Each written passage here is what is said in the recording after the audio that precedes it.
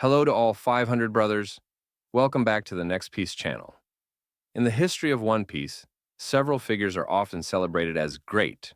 Gol D. Roger, Edward Newgate, Whitebeard, and Monkey D. Garp.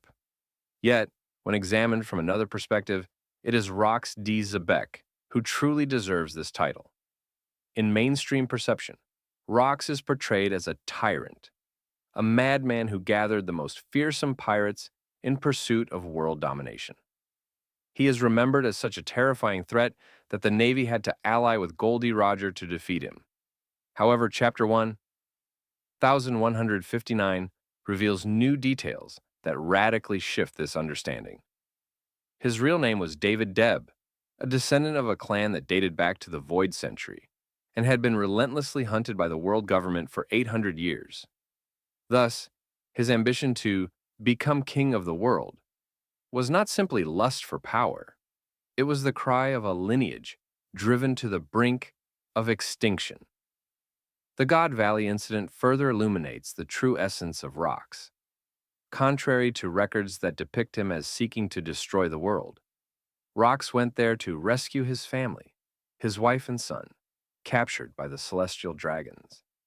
In that moment, he was no longer a demon-like tyrant, but a father ready to defy the world to protect those he loved. His motivation was pure paternal devotion, transcending glory or treasure, and this is what elevates him to the level of legend. When compared with Whitebeard, the contrast is clear. Newgate's philosophy was one of defense. He built a family and a fortress of safety, accepting the existence of the world government as long as his loved ones remained untouched.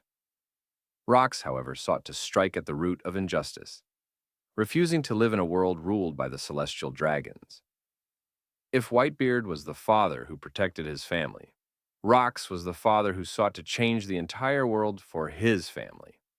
Gol D. Roger, though achieving unmatched feats, conquering the Grand Line, discovering the truth of history, and igniting the great pirate era, committed a grave error in his personal life.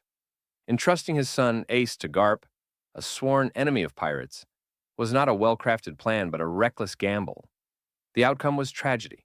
His wife perished, and his son grew up in isolation, ultimately executed on the Navy's platform. In contrast, Rox's choice to risk everything for his child underscores Roger's failure to protect his own.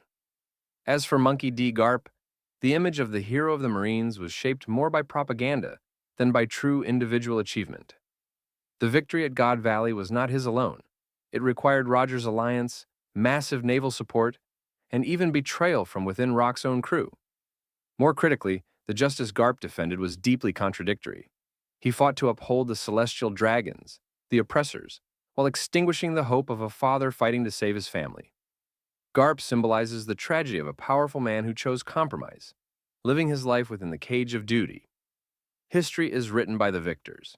For 40 years, the world government glorified Garp as a hero while burying the truth about Rox. Yet recent revelations show that Rox D. Zebek was not merely a tyrant. He was the heir of a persecuted clan, a father of desperate love, and a man who dared to challenge destiny for the sake of his family. It is this tragic nobility that makes Rox greater than any other legend of his time. Thanks a lot, everyone, for watching until the end of the video. If you enjoyed it, don't forget to hit like, share, and subscribe to support me.